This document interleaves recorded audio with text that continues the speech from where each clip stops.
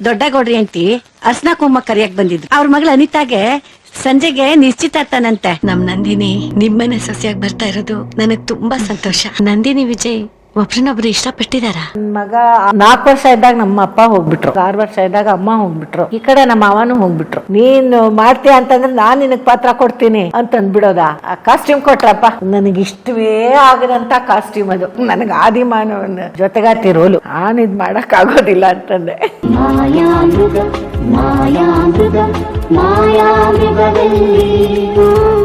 ಇದು ಈ ಧಾರಾವಾಹಿ ಸಿನಿಮಾ ಇದೆಲ್ಲ ಯಾವಾಗ ಶುರುವಾಯ್ತು ಅಂದ್ರೆ, ಅದೇ ನಮ್ಮಪ್ಪ ಹೇಳಿದ್ರು, ನಿನ್ ಗಂಡನ ಮನೇಲಿ ಒಪ್ಪಿದ್ರು ನೀನ್ ಡ್ರಾಮಾಗೆ ಹೋಗಮ್ಮ, ನಂದೇನ ಅಭ್ಯಂತರ ಇಲ್ಲ ಅಂತ. ನಾನು ಇವ್ರನ್ನ ಕೇಳಿದೆ, ಅಪ್ಪನ ಕೇಳೋಣ ಅಂತ ಅಂದ್ರೆ ನಮ್ಮ ಮಾವನ್ನ ಕೇಳೋಣ ಅಂದ್ರೆ ಇವರು, ಅವರು ಬೇಡಮ್ಮ ಅಂದೆಲ್ಲ, ನಮ್ಗಲ್ಲ ಅದು ಅಂತ ಅಂದ್ಬಿಟ್ರು. ಸರಿ ಬಿಟ್ಬಿಟ್ಟೆ ನಾನು. ಏನು ಎಲ್ಲರೂ ವಿರೋಧ ಕಟ್ಕೊಂಡು ನಾ ಮಾಡೋದೇನಿಲ್ಲ, ಏನು ನೆಮ್ಮದಿ ಇರಲ್ಲ, ಅಥವಾ ಆ ಧೈರ್ಯನೂ ಇರಲಿಲ್ಲ. ಏನಾದರೂ ಆಗಲೇ ಮಾಡೇ ಮಾಡ್ತೀನಿ ಆ ಥರ ಮಹತ್ವಾಕಾಂಕ್ಷೆ ಯಾವತ್ತೂ ನನಗಿಲ್ಲ. ನನಗೇನು ನನ್ನ ದಾರಿಲಿ ಸುಲಭವಾಗಿ ಸಿಗುತ್ತೋ ಅದನ್ನ ಮಾಡ್ಕೊಂಡು ಹೋಗೋದಷ್ಟೇ. ಸಾಹಸ ಏನು ಮಾಡೋಕತ್ತೆ ಇಲ್ಲ. ಏನೇ ಎದುರಾದರೂ ನೀನು ನುಗ್ಗಿ ಸಾಧಿಸ್ತೀನಿ ಇಲ್ಲ, ಇವತ್ತಿಗೂ ಇಲ್ಲ. ನನ್ನ ಪಾಡಿಗೆ ಅದು ಅಂತ ಬಂದ ಮೇಲೆ ಸ್ಟ್ರಗಲ್ ಮಾಡೋದು ಬೇರೆ, ಬರಬೇಕು ಅಂತ ಸ್ಟ್ರಗಲ್ ಮಾಡ್ತಾ ಇರಲಿಲ್ಲ. ಬಂದ ಮೇಲೆ ನಾನು ಅದಕ್ಕೆ ಕಷ್ಟಪಟ್ಟು ಅದನ್ನು ಉಳಿಸ್ಕೊಳಕ್ಕೆ ಮಾಡ್ತೀನಿ ಅವನ, ಅದ್ರ ಹಿಂದೆ ಓಡಿದ್ದು ಯಾವತ್ತೂ ಇಲ್ಲ ನಾನು. ಆ ಟೈಮಲ್ಲಿ ಏನಾಯಿತು, ಒಂದು ಇದೆಲ್ಲ ನನ್ನ ಮಗ ಹುಟ್ಟಿದ ಅಷ್ಟರ ವೇಳೆಗೆ ನನ್ನ ಮಗ 6 ವರ್ಷ ಇದ್ದಾಗ, 4 ವರ್ಷ ಇದ್ದಾಗ ನಮ್ಮ ಅಪ್ಪ ಹೋಗ್ಬಿಟ್ರು. ಅವರು ಬೇಡ ಅಂದಿದ್ರು ನಾಟಕಕ್ಕೆ ಹೋಗೋದು. ಆಮೇಲೆ 2 ವರ್ಷ ಇದ್ದಾಗ ಅಮ್ಮ ಹೋಗ್ಬಿಟ್ರು. ಅಂದರೆ ನನ್ನ ಮಗಂಗೆ 6 ವರ್ಷ ಇದ್ದಾಗ ಅಮ್ಮ ಹೋಗ್ಬಿಟ್ರು. ಅವ್ರ ಪಾಪ ಅವ್ರದ್ದೇನು ಸೇ ಇಲ್ವೇ ಇಲ್ಲ, ಏನು ಅಪ್ಪ ಏನು ಹೇಳ್ತಾರೋ ಅದಷ್ಟೇ. ಈ ಕಡೆ ನಮ್ಮ ಮಾವನೂ ಹೋಗ್ಬಿಟ್ರು. ಒಂದು ನನ್ನ ಮಗನಿಗೆ ಒಂದು 10 ವರ್ಷ 11 ವರ್ಷ ಇದ್ದಾಗ. ನನಗೆ ಅಮ್ಮನೇ ತುಂಬ ಫ್ರೆಂಡು ಥರ.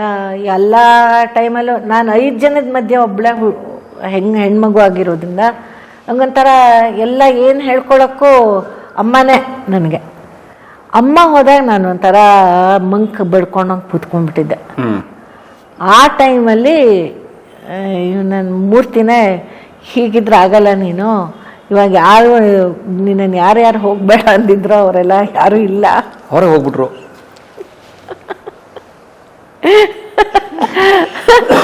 ನೀನು ಇವಾಗ ನಿನ್ನ ಇಂಟ್ರೆಸ್ಟ್ ಏನಿದೆಯೋ ಅದನ್ನು ಮಾಡ್ಕೊ ಅಂತ ಇವರು ಹೇಳಿದರು ನನಗೆ. ಅಂದರೆ ಆವಾಗ ಒಂದು ದೊಡ್ಡ ಗ್ಯಾಪ್ ಅದು, ಒಂದು 12-13 ವರ್ಷ ಅಂದ್ಬಿಟ್ರೆ ಆ ಫೀಲ್ಡ್ ಬಿಟ್ಟೇ ಹೋಗಿದೆ.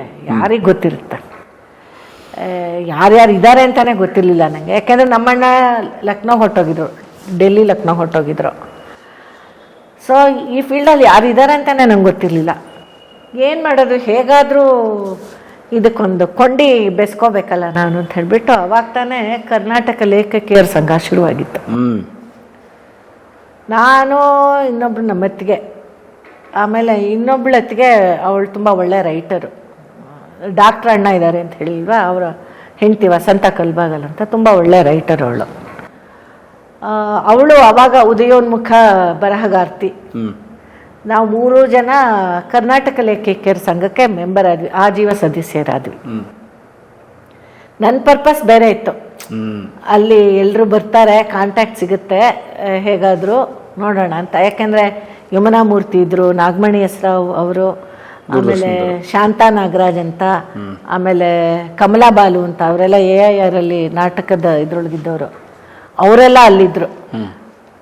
ಅಲ್ಲಿಗೆ ಹೋದ್ಮೇಲೆ ಬಟ್ ನನಗೆ ಕೇಳಕ್ಕೆ ಒಂಥರ ಹಿಂಜರಿಕೆ, ಕೇಳಿಬಿಟ್ಟು ಆಮೇಲೆ ಇಲ್ಲ ಅನ್ನಿಸ್ಕೊಳ್ಳೋದು. ಯಾಕೆ ನಿನಗೆ ಇಷ್ಟು ವಯಸ್ಸಾಗಿದೆ, ನಿನ್ನ ಯಾರು ಸೇರಿಸ್ಕೋತಾರೆ ಅಂತೆಲ್ಲ ಹೇಳಿಬಿಟ್ರೆ ಅವಮಾನ, ಸುಮ್ಮನೆ ಯಾಕೆ ಕೈ ತೋರಿಸಿ ಅವಲಕ್ಷಣ ಅನ್ಸ್ಕೊಳ್ಳೋದು ಅಂದ್ಬಿಟ್ಟು ಕೇಳ್ತಾ ಇರಲಿಲ್ಲ. ಬಟ್ ಜೊತೇಲಿ ಇರ್ತಾ ಇದ್ದೆ. ಅವ್ರ ಲೇಖಕಿಯರ ಸಂಘದಿಂದಾನೇ ತಿರುಮಲಾಂಬ ಅವ್ರದ್ದು ಜನ್ಮ ಶತಮಾನೋತ್ಸವ ಅಂತ ಮಾಡಿದ್ರು. ಲೇಖಕಿ ತಿರುಮಲಾಂಬ, ಮೊದಲನೇ ಲೇಖಕಿ ಕನ್ನಡದ್ದು.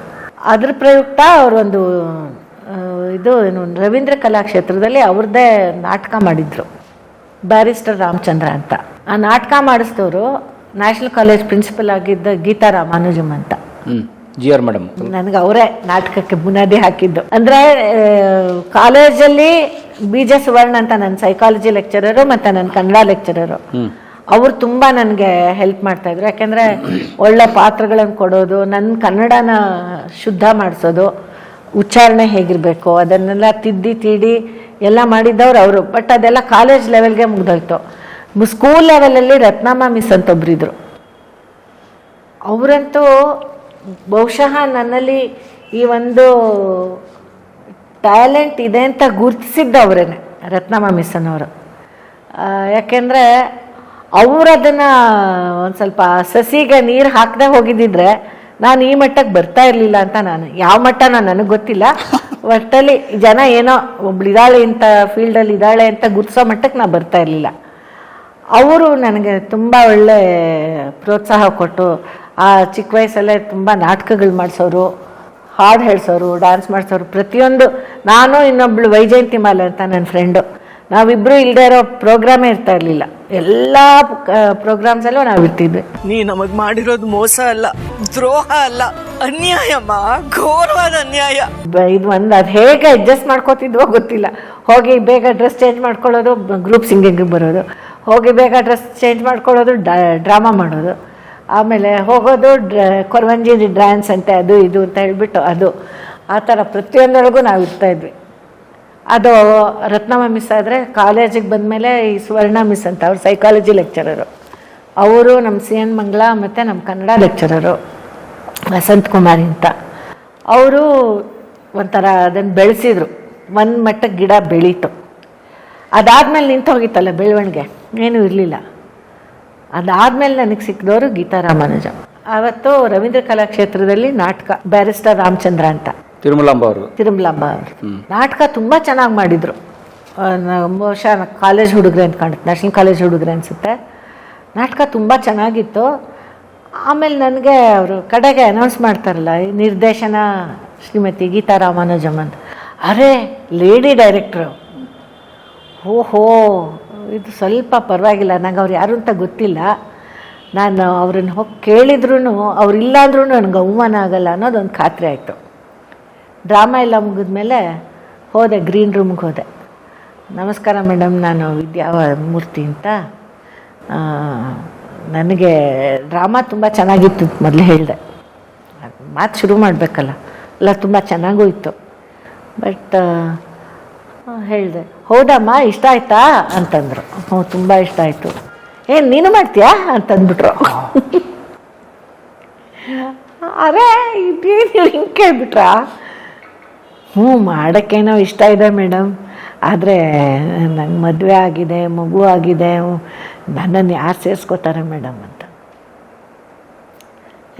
ಏನಮ್ಮ ಹಾಗೆ ಹೇಳ್ತಿದ್ಯಾ? ನೀನು ಮಾಡ್ತೀಯ ಅಂತಂದ್ರೆ ನಾನು ನಿನಗೆ ಪಾತ್ರ ಕೊಡ್ತೀನಿ ಅಂತಂದ್ಬಿಡೋದಾ? ನನಗೆ ಇದೇನಿದು ಇಷ್ಟು ಹೀಗೆ ಸಿಗೋದುಂಟ? ನಾವು ಹೋಗಿ ಅವಮಾನ ಮಾಡಿಸ್ಕೊಳ್ಳೋದು, ಕೇಳಿದ್ರೆ ಇಲ್ಲ ಅನ್ನೋದು, ಇದೆಲ್ಲ ಇಮ್ಯಾಜಿನ್ ಮಾಡ್ಕೊಂಡವಳಿಗೆ ಡ್ರಾಮಾದಲ್ಲಿ ಪಾತ್ರ ಕೊಟ್ಟೇ ಬಿಡ್ತೀನಿ ಅಂದ್ಬಿಡೋದಾ? ವಿಪರೀತ ಖುಷಿಯಾಗೋಯ್ತು ನನಗೆ. ಅದೇ ಭೂಮಿ ಮೇಲೆ ಇದ್ನೋ ಇಲ್ವೋ ಗೊತ್ತಿಲ್ಲ, ನನಗೆ ಅಷ್ಟು ಖುಷಿಯಾಗೋಯ್ತು. ಅಲ್ಲ, ನನಗೆ ಮಗ ಇದ್ದಾನೆ, ನಂಗೆ 11 ವರ್ಷದ ಮಗ ಇದ್ದಾನೆ. ಅಯ್ಯೋ ಏನಮ್ಮ ನೀನು ಹೀಗಂತೀಯ? ಮಗ ಇದ್ರೇನೋ, ನೀನು ಹಾಗೇನು ಅನ್ನಿಸ್ತಾ ಇಲ್ಲ ನನಗೆ, ನೀನು ಒಳ್ಳೆ ರೋಲೆ ಸಿಗುತ್ತೆ ಅಂತಂದ್ಬಿಟ್ಟು. ಯಾವ ಧೈರ್ಯದ ಮೇಲೆ ಅವ್ರು ಹಾಗೆ ಹೇಳಿಬಿಟ್ರು ನನ್ನ ನೋಡಿಬಿಟ್ಟು ನಂಗೆ ಆಶ್ಚರ್ಯ. ಸರಿ, ಅದು ಏನಾದರೂ ಆಗಲಿ, ನನಗೆ ಒಂದು ಈ ಥರದ್ದೊಂದು ಅವಕಾಶ ಸಿಕ್ತು, ಇದನ್ನು ಉಪಯೋಗಿಸ್ಕೋಬೇಕು ಅಂತ ಹೇಳ್ಬಿಟ್ಟು ಮನೆಗೆ ಬಂದು ಹೇಳಿದೆ. ನನ್ನ ಅವಾಗೆಲ್ಲ ಲ್ಯಾಂಡ್ಲೈನ್, ಮೊಬೈಲೆಲ್ಲ ಇರಲಿಲ್ಲ. ನಾನು ಲ್ಯಾಂಡ್ಲೈನ್ ನಂಬರ್ ಕೊಟ್ಬಿಟ್ಟು ಅವ್ರಿಗೆ ಮನೆಗೆ ಬಂದು ಹೀಗೆಲ್ಲ ಹೇಳಿದೆ. ನಾನು ಮೂರ್ತಿಗೆ ಹೇಳಿದೆ, ಈ ಥರ ಆಯಿತು ಅಂತ.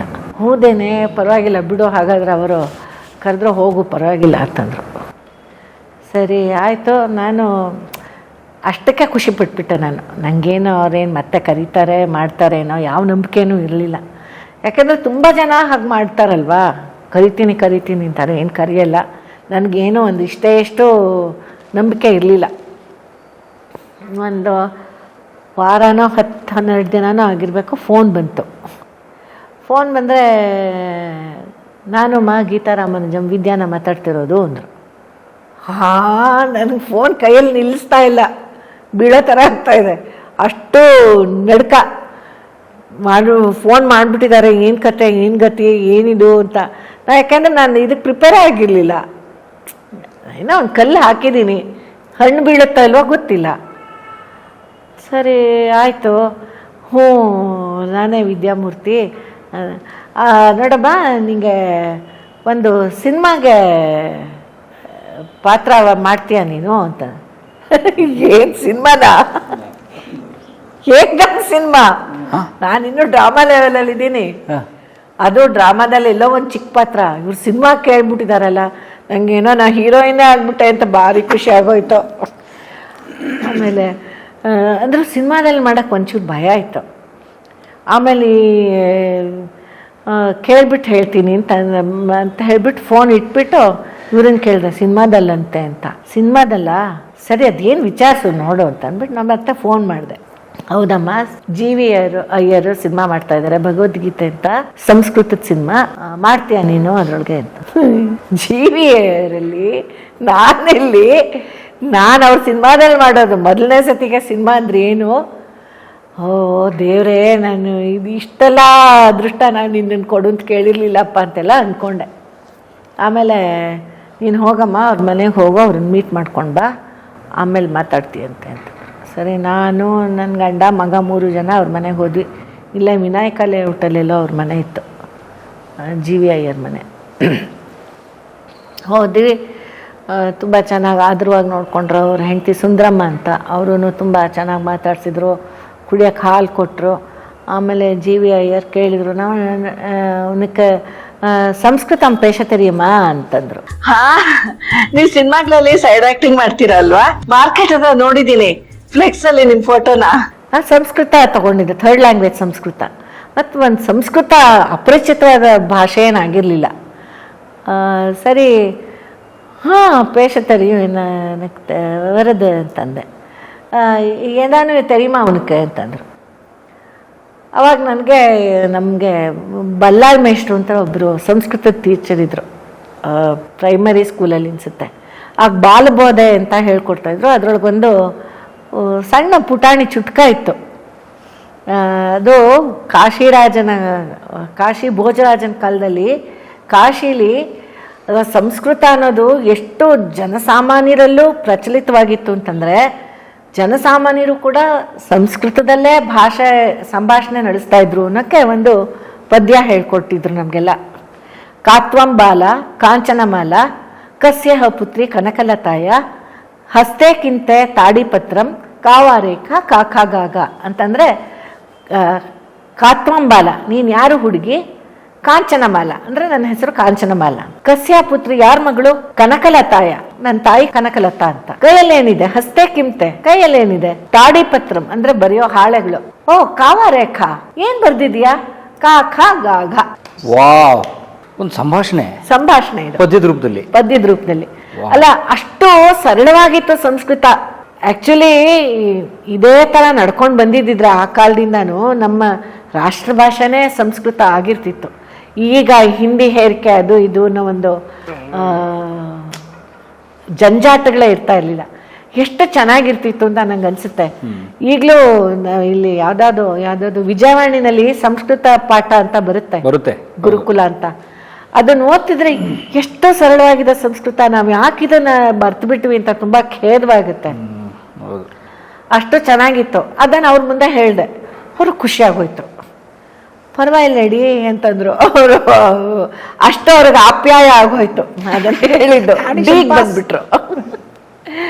ಸರಿ, ನನಗೆ ನಾನೇ ಹೀರೋಯಿನ್ನು ಅಂತ ಎಲ್ಲ ಇಮ್ಯಾಜಿನ್ ಮಾಡ್ಕೊಂಡ್ಬಿಟ್ಟೆ. ಸರಿ, ನಂದಿ ಹಿಲ್ಸಲ್ಲಿ ಶೂಟಿಂಗು. ಸರಿ, ನಮ್ಮನ್ನೆಲ್ಲ ಕಲಾಕ್ಷೇತ್ರದಲ್ಲಿ ಎಲ್ಲರನ್ನು ಕಲೆಕ್ಟ್ ಮಾಡಿಕೊಂಡು ಬಸ್ಸಲ್ಲಿ ನಂದಿ ಹಿಲ್ಸ್ಗೆ ಕರ್ಕೊಂಡು ಹೋಗೋದಿತ್ತು.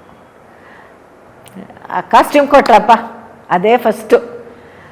ನನಗಿಷ್ಟವೇ ಆಗದಂಥ ಕಾಸ್ಟ್ಯೂಮ್ ಅದು. ಇನ್ನು ಸ್ವಲ್ಪ ಇಲ್ಲೆಲ್ಲ ತೋಳೆಲ್ಲ ಕಾಣುತ್ತೆ, ಆ ಥರದ್ದು ಒಂದು ಕಾಸ್ಟ್ಯೂಮ್. ನನಗೆ ಅಲ್ಲೇ ಟುಸ್ಸಂದೋಯ್ತು. ಇದೇನು ಹಾಕೋಬೇಕಾ, ಅವಳ ಮಗಳು ಇದೇ ಹಾಕೋಬೇಕು ಅಂತ, ಕಲ್ಪನಾ ಅಂತ ಒಬ್ಳು, ಅವರ ಜಿ.ವಿ. ಅಯ್ಯರ್ ಮಗಳು, ಕಾಸ್ಟ್ಯೂಮ್ ಡಿಸೈನರು. ಸರಿ, ಅದನ್ನೇ ಆದಷ್ಟು ಒಂಥರ ಎಷ್ಟು ಹೊದ್ಕೊಳ್ಳೋಕೆ ಸಾಧ್ಯನೋ ಅಷ್ಟು ಹೊದ್ಕೊಂಡು ಎಲ್ಲ ಶಾರ್ಟಿಗೆ ಹೋದೆ. ನಂಗೆ ಏನು ಅಂದ್ರೆ ಏನೂ ಗೊತ್ತಿಲ್ಲ ನನಗೆ. ನಾಟಕ ಇರಲಿ, ಸಿನಿಮಾನೂ ಗೊತ್ತಿಲ್ಲ ನನಗೆ. ಅಲ್ಲಿ ಹೋದರೆ ಅದು ಯಾವುದೋ ಮನುಷ್ಯನ ರೆವಲ್ಯೂಷನ್ ಅಂತೆ. ಅವನು ಆದಿಮಾನವನ ಕಾಲದಿಂದ ಈ ಕಾಲಕ್ಕೆ ಬರೋದ್ರೊಳಗೆ ನನಗೆ ಆದಿಮಾನವನ ಜೊತೆಗಾತಿ ರೋಲು. ಮೈ ಮೇಲೆ ಮಿನಿಮಮ್ ಬಟ್ಟೆ ಬಟ್ಟೆ ಇತ್ತು, ಅದು ಏನೋ ಸಾಕಷ್ಟು ಅದೆಲ್ಲ ಏನಿರಲಿಲ್ಲ. ಅಂದರೆ ಏನೋ ಒಂಥರ ಕಾಡು ಮೃಗಗಳ ಥರ ವರ್ತಿಸ್ಬೇಕು. ನಾನು ಇದು ಮಾಡೋಕ್ಕಾಗೋದಿಲ್ಲ ಅಂತಂದೆ. ಅಪ್ಪಾಜಿ ನನಗೆ ಅವ್ರನ್ನೆಲ್ಲರೂ ಅಪ್ಪಾಜಿನ ಕರಿತಿದ್ರು. ನಾನು ಮಾಡೋಕ್ಕಾಗೋದಿಲ್ಲ, ಇದು ಏನು ಕೈಲಿ ಮುಡಿಯಾದ ಅಪ್ಪಾಜಿ ಅಂತಂದೆ. ಏಮ್ಮ ಪೆಣ್ಣು ಪಾರಮ್ಮ ಅಂತ. ಅಲ್ಲ, ನನಗೆ ಅವಾಗ ಡೌಟ್ ಬಂತು, ನನ್ನ ಹತ್ರ ಯಾಕೆ ಇವ್ರು ಸಂಸ್ಕೃತ ಮಾತಾಡ್ಸಿದ್ರು ಕಾಡು ಮನುಷ್ಯರ ಪಾತ್ರಕ್ಕೆ. ಓ, ಅದು ಮಾತೇ ಬರಲ್ವಲ್ಲ ಕಾಡು ಮನುಷ್ಯರಿಗೆ ಎಂತ ಮಾತು. ಸಂಸ್ಕೃತ ಯಾಕೆ ಇವ್ರಿಗೆ ಅಂತ ಬೇಕು. ನಂಗೆ ಆಶ್ಚರ್ಯ ಆಗೋಯ್ತು. ನಂಗೆ ಒಂಥರ ಅಳುನೇ ಬಂದ್ಬಿಡ್ತು. ಅಯ್ಯೋ ರಾಮ, ನಾನೇನೋ ಅನ್ಸಿ ಹೀರೋಯಿನ್ ಲೆವೆಲ್ಗೆ ಯೋಚನೆ ಮಾಡ್ಬಿಟ್ಟಿರ, ಹೀಗೆ ಕಾಡು ಮನುಷ್ಯ ನಂಗೆ ಕೆಲ ಆಗೋದೇ ಇಲ್ಲ. ನಂಗೆ ಒಂಥರ ಅಳು ಬಂದೇ ಬಿಡ್ತು. ನನಗೆ ಒಂಥರ ಅಳು ಧ್ವನಿಲೇ ಹೇಳಿದೆ, ಮುಡಿಯಾದ ಏನ ಕೈಲಿ ಮುಡಿಯಾದ ಪಪ್ಪಾಜಿ, ಏನ ಕೈಲಿ ಮುಡಿಯಾದ ಅಂತಂದೆ. ಪೋಟು ಬಿಡಮ್ಮ ಅಂತಂದ್ರು. ಅಷ್ಟರೊಳಗೆ ಅವ್ರು ಅಸೋಸಿಯೇಟ್ ಒಬ್ರಿದ್ರು. ರೀ, ಎಲ್ಲಿಂದ ಕರ್ಕೊಂಬರ್ತೀರಿ ಇಂಥವ್ರನ್ನ? ಈ ಥರದ್ದಕ್ಕೆಲ್ಲ ಇವ್ರನ್ನ ಕರ್ಸೋದು. ಅವರು ದೊಡ್ಡವರು ಹೇಮಾ ಚೌಧರಿ ಅವರೆಲ್ಲ ಇರ್ತಾರೆ, ಅವ್ರು ಬಂದಿದ್ರೆ ಫಸ್ಟ್ ಕ್ಲಾಸಾಗಿ ಮಾಡಿಬಿಟ್ಟಿರೋರು, ಇವರನ್ನ ಕರ್ಸೋದು ಇದಕ್ಕೆ ಅಂತ ಬೈದೇ ಬಿಟ್ರು. ನನಗೆ ಒಂಥರ ಇದು ಎಲ್ಲದಕ್ಕಿಂತ ದೊಡ್ಡ ಅವಮಾನ ಅಲ್ವಾ? ಅಲ್ಲೆಲ್ಲ ನಿಂಗೆ ಚಾನ್ಸ್ ಕೊಡಲ್ಲ ಅಂದಿದ್ರೆ ವಾಸಿ ಆಗಿರೋದು. ಕರ್ಸ್ಬಿಟ್ಟು ಹಿಂಗೆ ಅನ್ಬಿಟ್ರು. ಕಷ್ಟಪಡ್ತಿರೋ ಲೀಲಾ ಬದುಕಲ್ಲಿ ಅವಳು ತನ್ನ ಪ್ರಾಣಕ್ಕಿಂತ ಇಷ್ಟಪಡ್ತಿದ್ದ ವಸ್ತು. ಇಷ್ಟಕ್ಕೂ ಅವ್ರೇನೋ ಹೇಳಿಲ್ಲ, ಅಪ್ಪಾಜಿ ಸುಮ್ಮನಾಗ್ಬಿಟ್ರು. ಇವರು ಅಸೋಸಿಯೇಟ್ಗಳು ನನ್ನನ್ನು ಹೀಗೆ ಅನ್ನೋದು. ಏನೋ ಅಪ್ಪಾಜಿ ಆಗಿದ್ದಕ್ಕೆ ನೀನಾಗಿದ್ದಕ್ಕೇನೋ ಬಿಟ್ಬಿಟ್ರು, ಇಲ್ಲದ್ರೆ ಎತ್ತು ಬಿಡ್ತಾ ಇದ್ರು ಅಂತಂದ್ರು. ಇದು ಬೇರೆನಾ? ನಾನು ಮನೇಲಿ ಅವಾಗ ಹೊಡೆಸ್ಕೊಂಡಿದ್ದಲ್ದ, ಒಂದಷ್ಟು ದಿನದಿಂದ ಹೊಡೆಸ್ಕೊಂಡಿಲ್ಲ. ಎಷ್ಟು ದಿನ ಮತ್ತೆ ಅಪ್ಪಾಜಿ ಹತ್ರ ಹೊಡೆಸ್ಕೊಬೇಕಿತ್ತ, ನಾನು ಮಾಡಲ್ಲ. ಇದು ಬೇರೆ ನನಗೆ ಅವತ್ತಂತೂ ತುಂಬ ದುಃಖ ಆಗೋಯ್ತು. ಆಮೇಲೆ ಸರಿ, ಏನೋ ಒಂದು ಆ ವೇಷ ಹಾಕ್ಸಿದ್ದಕ್ಕೇನೋ ಒಂದು ಮಾಡಬೇಕಲ್ಲ, ದೂರದಲ್ಲೆಲ್ಲೋ ನಿಲ್ಲಿಸಿದ್ರು. ನಿಲ್ಲಿಸ್ಬಿಟ್ಟು ಕ್ಯಾಮ್ರಾ ಅಲ್ಲೆಲ್ಲೋ ದೂರದಲ್ಲಿದೆ, ಸೂರ್ಯನಿಗೆ ಅರ್ಘ್ಯ ಬಿಡೋ ಥರ ಒಂದು ಶಾರ್ಟ್. ಅದು ಏನೋ ಮಟ್ ಮಧ್ಯಾಹ್ನ ಸೂರ್ಯಂಗೆ ಅರ್ಘ್ಯ ಬಿಡೋದು. ನಾನು ಮಟ್ ಮಧ್ಯಾಹ್ನ ಬಿಸಿಲು, ನಂದಿ ಬೆಟ್ಟ, ತೀರಾ ಹತ್ರಕ್ಕಿದ್ದೀನಿ ಸೂರ್ಯಂಗೆ. ಅಲ್ಲಿ ನಿಲ್ಲಿಸ್ಬಿಟ್ಟು ಅರ್ಘ್ಯ ಬಿಡಿಸಿದ್ರು. ಅದ್ರೊಳಗೆ ಮಕಾಗೆ ಏನೂ ಕಾಣಲ್ಲ, ಸಿಲೋಟ್.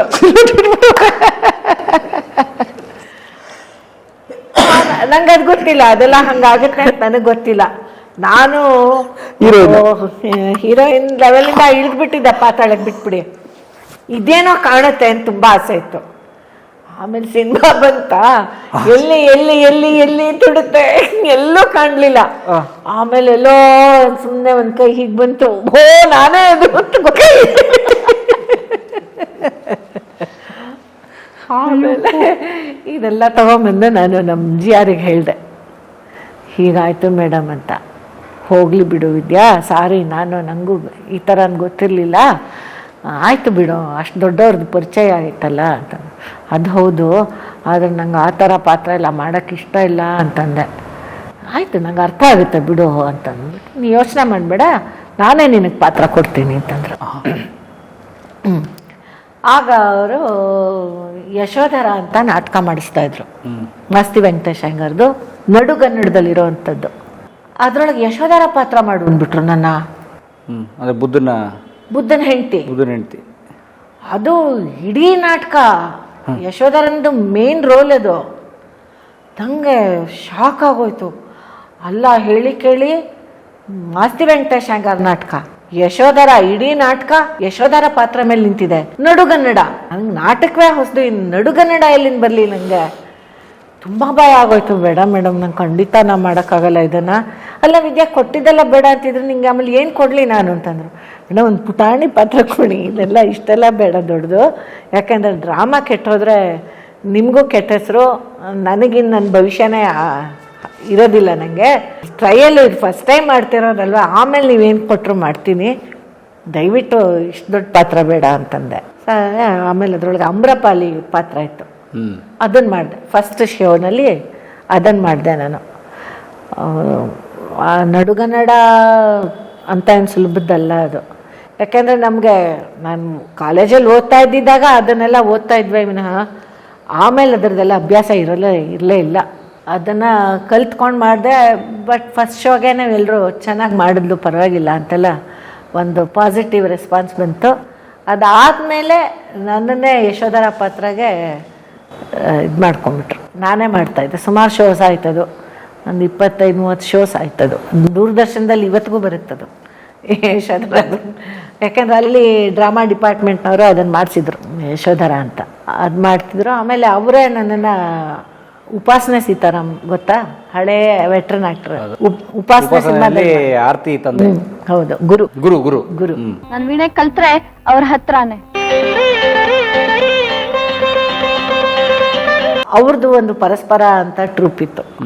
ಅವರೆಲ್ಲ ಈ ರವಿ ಕಲಾವಿದರಿಂದ ಟಿಸ್ಲೋಡ್ದವರು, ಇನ್ನೊಂದು ಬ್ರಾಂಚ್. ಅವ್ರ ಗುಂಪಲ್ಲಿ ನನಗೆ ಅವಕಾಶ ಕೊಟ್ಟರು. ಅಲ್ಲೇನಾಗೋಯ್ತು, ಅವರು ಒಂದು ಹೋಮ್ ರೂಲ್ ಅಂತ ನಾಟಕ ಮಾಡ್ತಾಯಿದ್ರು ಟಿ.ಪಿ. ಕೈಲಾಸಮ್ದು. ಅವಾಗೇನಾಯಿತು, ಇವರು ಭಾರ್ಗವಿ ನಾರಾಯಣ ಅವ್ರು ಮಾಡ್ತಾಯಿದ್ರು ಹೋಮ್ ರೂಲಲ್ಲಿ. ರಾಮಣ್ಣನ ಹೆಂಡತಿ ರೋಲ್ ಮಾಡ್ತಾಯಿದ್ರು, ಬರೀ ಘಟ್ವಾಣಿ ಪಾತ್ರ. ಅವ್ರದ್ದಾದ್ಮೇಲೆ ಇನ್ಯಾರು ಮರ್ಸಿ ವಿಟ್ಟೇಕರ್ ಅಂತ ಅವ್ರು ಟ್ರೂಪಲ್ಲಿ ಮಾಡ್ತಾಯಿದ್ರು. ಅವ್ರು ಮಾಡ್ತಾ ಇದ್ದಾಗ ಅವ್ರಿಗೇನೋ ಅನಾನುಕೂಲ ಆಯ್ತೋ ಏನೋ, ಇನ್ನು 4 ದಿನ ಇದೆ ಶೋ ಅನ್ನೋವಾಗ ಅವರು ಬರೋಕ್ಕಾಗಲ್ಲ ಅಂದ್ಬಿಟ್ರು ಆ ಮರ್ಸಿ ವಿಟ್ಟೇಕರ್ ಅನ್ನೋರು. ಅಲ್ಲಿ ಹೋದರೆ ಆ ಡ್ರಾಮಕ್ಕೆ ಅವ್ರು ಹುಡುಕ್ತಾ ಇದ್ರು ಯಾರನ್ನು ಹಾಕೊಳ್ಳೋದು ಅಂತ. ಗೀತಾ ರಾಮಾನುಜಮ್ ನನ್ನನ್ನು ಅಲ್ಲಿ ಕರ್ಕೊಂಡು ಹೋದರು, ಇಂಟ್ರೊಡ್ಯೂಸ್ ಮಾಡಿದ್ರು. ಏನಮ್ಮ ಮಾಡ್ತೀಯಮ್ಮ ಈ ರೋಲು ಅಂದ್ಬಿಡೋದ. ಅಲ್ಲಿ ನೋಡಿದ್ರು ಅಲ್ಲೂ ಅದೇ ಕತೆ. ನನಗೆ ನಿಮಗೆ ಗೊತ್ತಲ್ಲ ಟಿ.ಪಿ. ಕೈಲಾಸ್ ಅವ್ರ ಶೈಲಿ ಹೇಗಿರುತ್ತೆ ಅಂತ. ಅಕ್ಷರ ಒಂದ್ರೊಳಗಡೆ ಸೇರ್ಕೊಟ್ಟು ಅದೇ ಟಿ.ಪಿ. ಕೈಲಾಸಮ್ಮ ಅವ್ರ ನಾಟಕ ಅದು ನಡುಗನ್ನಡ ಆಯಿತು. ಇದೊಂಥರ ತುಂಬ ವಿಚಿತ್ರವಾದ ಕನ್ನಡ ಅವ್ರದ್ದು. ಅದು ಮಧ್ಯ ಇಂಗ್ಲೀಷ್ ಪದಗಳು ಸೇರುತ್ತೆ, ಕನ್ನಡ ಪದಗಳಂತೂ ಒಂದಕ್ಕೊಂದಕ್ಕೆ ಸೇರಿಕೊಂಡೇ ಇರುತ್ತೆ. ನನಗೆ ಇದು ಯಾಕೆ ದೇವ್ರು ನನಗೆ ಇಂಥ ಪರೀಕ್ಷೆ ಕೊಟ್ಟ, ನಾನು ಕೇಳಿದ ತಪ್ಪಾಯ್ತು, ಆ ಡ್ರಾಮಾಕ್ಕೆ ಚಾನ್ಸ್ ಕೊಡಿ ಅಂತ ನಂಗೆ ಗಾಬರಿ ಆಗೋಯ್ತು. ಯಾಕೆಂದರೆ ಯಾವುದೂ ಏನೋ ಸುಲಭವಾದ ನಾಟಕಗಳಾಗಿರಲಿಲ್ಲ ಯಾವುದೂ. ನಾನು ಅವ್ರಿಗೆ ಹೇಳಿದೆ, ಅವರು ಬಿ ಆರ್ ಜಯರಾಮ್ ಅಂತ, ಅವ್ರ ಮನೇಲಿ ಟಿ.ಪಿ. ಕೈಲಾಸಮ್ಮ ಅವ್ರು ಇದ್ದರು, ಅವ್ರ ಮನೇಲೇ ಇದ್ದರು, ಅವ್ರ ಮನೆಯಲ್ಲೇ ವಾಸಕ್ಕಿದ್ರಂತೆ. ಅವರು ಹೇಳಿದರು, ಉಪಾಸನೆ ಸೀತಾರಾಮ್ ಮತ್ತು ಅವರು ಬಿ ಆರ್ ಜಯರಾಮ್ ಅಂತ, ಅವರು ಅಬಚೂರಿನ ಪೋಸ್ಟ್ ಆಫೀಸಲ್ಲಿ ಮಾಡಿದ್ದಾರೆ. ಒಂದು ಸ್ವಲ್ಪ ಕೇಡಿಗನ ಪಾತ್ರ. ಅವರು ಒಳ್ಳೆ ಡ್ರಾಮಟಿಷಿಯನ್. ಅವರು ಆಗತ್ತಾ ಮೇಡಮ್ಮ ಅಂದರು. 4 ದಿನ ಉಳಿದಿರೋದು ಸ್ಟೇಜ್ ಶೋಗೆ. ಇವ್ರು ಅದು ಯಾವ ಧೈರ್ಯದಲ್ಲಿ ಆಗುತ್ತಾ ಮೇಡಮ್ ಅಂತಾರೆ. ನನಗೆ ನನ್ನ ಮೇಲೆ ನಂಬಿಕೆ ಇಲ್ಲ. ಸರಿ, ಒಂದು ಕೆಲಸ ಮಾಡು, ನೀನು ಒಂದ್ಸತಿ ಇಡೀ ನಾಟಕದಲ್ಲಿ ನಿನ್ನ ಪಾತ್ರ ಓದು, ಆವಾಗ ನಾನು ನಿನ್ನ ಕೈಲಿ ಮಾಡೋಕ್ಕಾಗುತ್ತೋ ಇಲ್ವೋ ಹೇಳ್ತೀನಿ ಅಂತ ಹೇಳಿಬಿಟ್ಟು ಒಂದು ಕಡೆ ಅವರು ರಾಮಣ್ಣನ ರೋಲು ಉಪಾಸನೆ ಸೀತಾರಾಮ, ಅವ್ರು 2ನೇ ಹೆಂಡತಿ ನಾನು. ಇವರು ಜಯರಾಮು ನನ್ನ ಅತ್ತೆ. ಅಂದರೆ ಉಪಾಸನೆ ಸೀತಾರಾಮ ಅವ್ರ ತಾಯಿ ರೋಲ್ ಮಾಡೋದು, ಅವರೇ ಅಜ್ಜಿ ರೋಲ್ ಮಾಡ್ತಿದ್ರು. ಬೋಡ್ಗುಂಡಮ್ಮನ ರೋಲ್ ಅವ್ರದ್ದು, ಬೋಡಮ್ಮನ ಅಜ್ಜಿ. ಸರಿ, ನಾವು 3 ಜನ ಕೂತ್ಕೊಂಡು ಮಾಡಿದ್ವಿ. ಓದೋಕ್ಕೆ ಶುರು ಮಾಡಿದರೆ ನಂಗೆ ಯಾಕೋ ಕಷ್ಟ ಅಂತ ಅನ್ನಿಸ್ಲೇ ಇಲ್ಲ ಅದು. ಅಂದರೆ ಅದು ಏನೋ ಮನೇಲಿ ನಾವು ತಮಿಳ್ ಮಾತಾಡ್ತೀವಲ್ಲ ಅದೇ ಥರ ಅದು ಅನ್ನಿಸ್ತಿತ್ತು. ಒಳಗಡೆ ಸೇರ್ಕೊಂಡಿರೋ ಕನ್ನಡದ ಪದಗಳು ಅದೇ ಥರ ಒಂಥರ ತೆಂಕೊಳ್ತಾರನೇ ಅನ್ನಿಸ್ತಾ ಇತ್ತು. ಮಾಡಿಬಿಟ್ಟೆ ನಾನು ಆ ನನ್ನ ಪಾತ್ರದ ಸಂಭಾಷಣೆನೆಲ್ಲ ಹೇಳಿಬಿಟ್ಟೆ, ಓದ್ಬಿಟ್ಟೆ. ಅರೆ, ಇಷ್ಟು ಮಾಡಿದ್ರೆ ಸಾಕಮ್ಮ, ಯಾರಮ್ಮ ಮೊದಲನೇ ಸತಿಗೆ ಇಷ್ಟೆಲ್ಲ ಓದ್ತಾರೆ, ನೀನು ಮಾಡ್ತೀಯ ಬಿಡು, ನೀನು ಮಾಡ್ತೀಯ, ನನಗೆ ಗೊತ್ತು, ಖಂಡಿತ ಮಾಡ್ತೀಯ ಅಂತ ಅವರು, ನೀನೇ ಮಾಡಬೇಕಿದ್ದಾನ ಅಂತ ಅವರು ಬಲವಂತ ಮಾಡಿಬಿಟ್ರು.